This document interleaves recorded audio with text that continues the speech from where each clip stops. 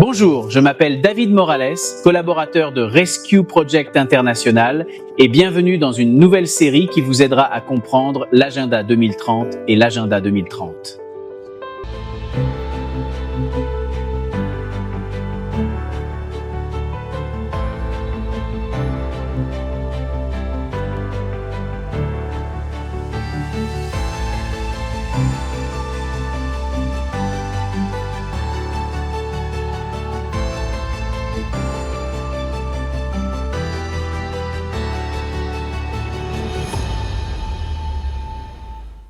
Dans cette occasion, nous partagerons ensemble les réponses à notre thème d'aujourd'hui, intitulé « La pauvreté va-t-elle disparaître un jour ?» Le monde est consommé, transformé, épuisé et des centaines de millions de personnes souffrent des conséquences de la crise. C'est pourquoi les chefs d'État et de gouvernement et les hauts représentants se sont réunis. Du 25 au 27 septembre 2015, au siège de l'ONU à New York, planifiant ainsi l'agenda 2030 pour le développement durable, un plan d'action pour les gens, la planète et la prospérité visant à renforcer la paix mondiale. Selon les rapports, le plan sera mis en œuvre par tous les pays et parties prenantes par le biais de partenariats. L'agenda 2030 propose 17 objectifs. Les mesures audacieuses et transformatrices nécessaires sont prévues pour libérer l'humanité de la tyrannie de la pauvreté et du besoin afin de guérir et de protéger notre planète. Les États membres de l'ONU ont adopté une résolution reconnaissant que l'élimination de la pauvreté est le plus grand défi mondial d'aujourd'hui et affirmant qu'il ne peut y avoir de développement durable sans l'élimination de la pauvreté, ce qui a abouti à l'établissement de 169 objectifs globaux couvrant les domaines économiques, sociaux et environnementaux. Mais comment compte-t-il atteindre ces objectifs? Examinons quelques points clés du projet initial qui vise à éliminer la pauvreté sous toutes ses formes globalement. Par exemple, cet agenda prévoit de supprimer l'extrême pauvreté pour tous d'ici 2030, car les personnes vivant actuellement avec moins d'$1 par jour sont considérées comme extrêmement pauvres. De toute évidence, des millions de personnes sont dans la pauvreté et le plan est d'éliminer la pauvreté d'ici 2030. Faut-il se demander s'il est possible d'atteindre le deuxième objectif? La mise en œuvre de systèmes et de mesures de protection sociale appropriées pour tous au niveau national, y compris les niveaux minimaux, permettra une large couverture des pauvres et des groupes vulnérables d'ici à 2030. Qu'est-ce que ça veut dire? Tout le monde a des soins de santé et un revenu financier minimum. Est-ce la solution à la pauvreté? Pouvons-nous l'éradiquer? C'est exactement le numéro 3. Veiller à ce que tous les hommes et les femmes, en particulier les pauvres et les groupes vulnérables, aient des droits égaux à accéder aux ressources économiques et aux services de base, à posséder et contrôler la terre, les autres biens, les ressources naturelles, les nouvelles technologies et les services financiers, y compris le microcrédit, d'ici 2030. Fondamentalement, tout le monde a un système de crédit pour tout ce dont il a besoin pour démarrer une entreprise. Mais réfléchissons à nouveau. Est-ce la solution pour éliminer la quatrième pauvreté d'ici 2030? La réduction de la pauvreté et la vulnérabilité aux phénomènes extrêmes liés au climat et aux autres chocs et catastrophes économiques, sociales et environnementales constituent un objectif majeur. Serait-ce le système d'impact pour lutter contre la cinquième pauvreté? Veiller à ce que les ressources procédurales soient mobilisées de manière significative auprès de diverses sources, notamment en renforçant la coopération pour le développement, afin de fournir aux pays en développement, en particulier aux pays les moins avancés, des moyens suffisants. Mettre en œuvre des programmes et des politiques visant à éliminer la pauvreté sous tous ses aspects. Des investissements intelligents dans les pays moins développés seront possibles. Cela éliminera la 6e pauvreté. Élaborer des stratégies de développement en faveur des pauvres qui tiennent compte des sexospécificités et de la peau, ethnie afin d'APOS. Appuyer les investissements visant à accélérer LAPOS. Élimination de la pauvreté. Inclure essentiellement toutes les races dans le système de financement et de protection sociale. Mais est-ce qu'il est possible d'éliminer la pauvreté complètement? Ce sont des objectifs très intéressants et visionnaires. Mais la question est, la pauvreté va-t-elle vraiment disparaître avec ça? Que dit la Bible sur les pauvres? Dans les évangiles, nous voyons que Jésus a passé beaucoup de temps parmi les pauvres pour les servir, les encourager et même les défendre. De plus, dans la société, il met en œuvre la profonde et riche tradition biblique juive de fournir de la nourriture aux personnes dans le besoin. Je voudrais citer le livre Deutéronomia. Là se révèle la tendresse de Dieu envers les vulnérables à chaque étape de l'histoire. Il soutient la cause des orphelins et des veuves, aime les étrangers et leur donne de la nourriture et des vêtements.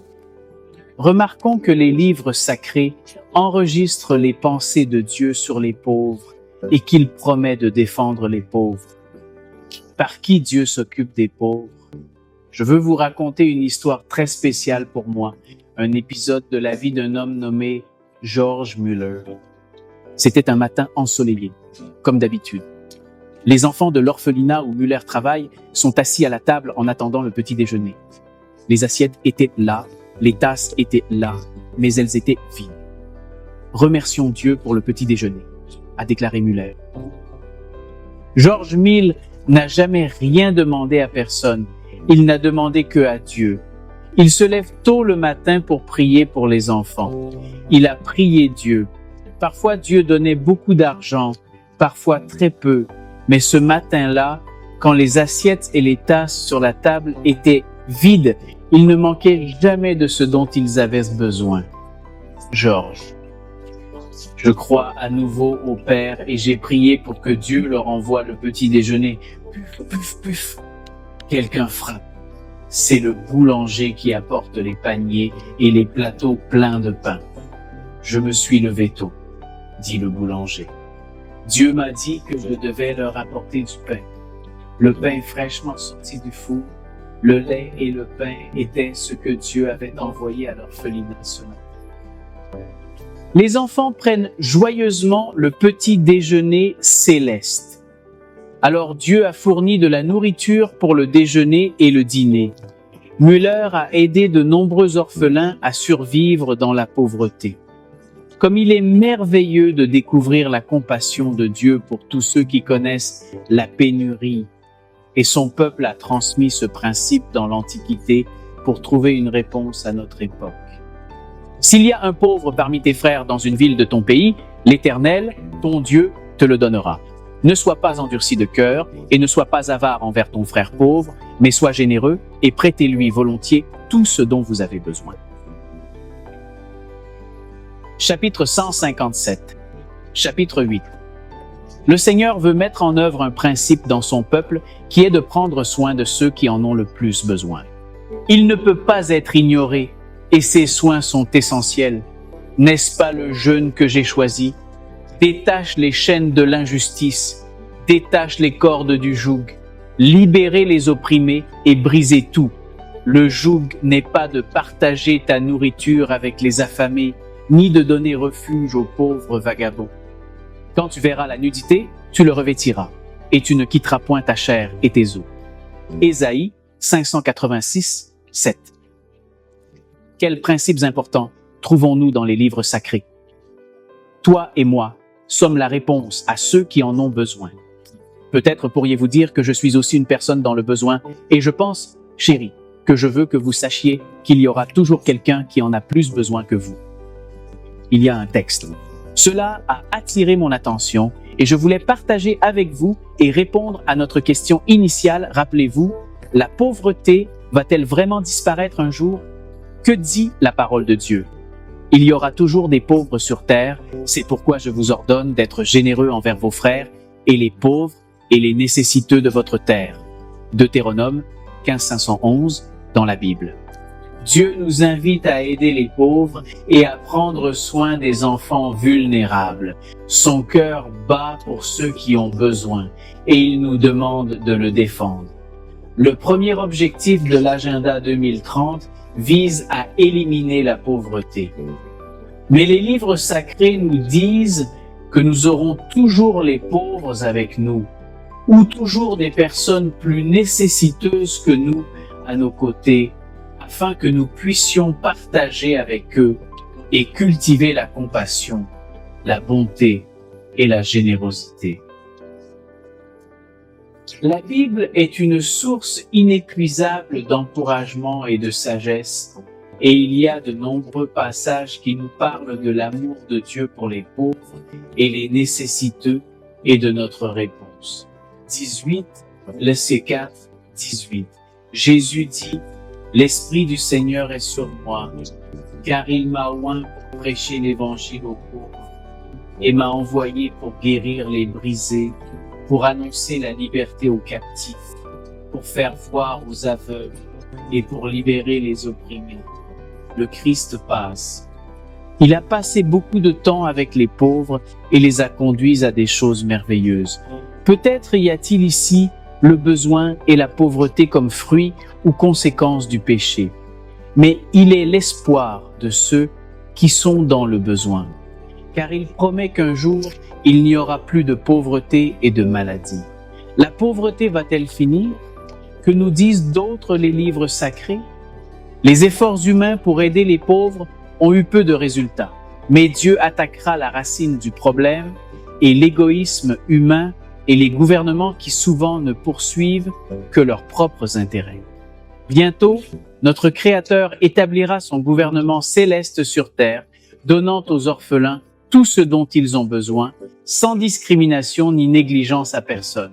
La Bible le dit très clairement, le roi du royaume de Dieu.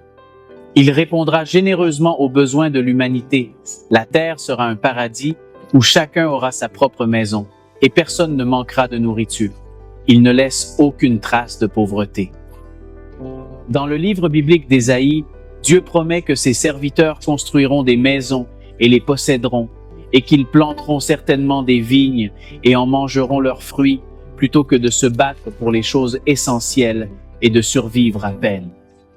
Nous apprécierons tous la nourriture abondante et beaucoup d'autres choses merveilleuses que le Seigneur nous donnera seulement à ce moment-là, quand nous serons toujours avec Jésus.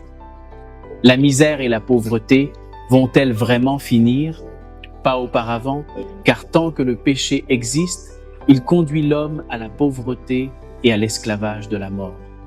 Dans la société dans laquelle nous vivons, mais je veux vous dire qu'il y a de l'espoir pour les opprimés dans notre grand ami Jésus-Christ, et nous vous invitons à faire partie du projet de Dieu pour aider ceux qui vous rencontrent dans le besoin. Si vous éprouvez un grand besoin maintenant, je veux vous dire que Jésus est avec vous et que bientôt la grande tempête que vous traversez sera terminée. Que Dieu vous bénisse. Rappelez-vous, en Jésus, nous avons l'espoir, le but et la vie. En ce moment, je voudrais vous inviter, où que vous soyez, à baisser votre visage et à prier ensemble notre Créateur, le bien-aimé Dieu. Devant toi, nous avons apporté nos fardeaux, nous avons apporté nos besoins, afin que tu puisses nous aider. Saint-Père, nous savons que vous avez de l'espoir. Nous savons que vous êtes une consolation et une aide pour les pauvres. Ô Dieu, reçois nos prières et aide-nous. Nous nous livrons maintenant à vos mains au nom de Jésus. Amen. Si cette vidéo est une bénédiction pour vous, nous voulons vous encourager à visiter le site web affiché sur notre écran. Nous avons beaucoup de matériel gratuit qui vous aidera beaucoup et vous développera spirituellement. Écrivez-nous, nous serons heureux de vous aider. Que Dieu vous bénisse.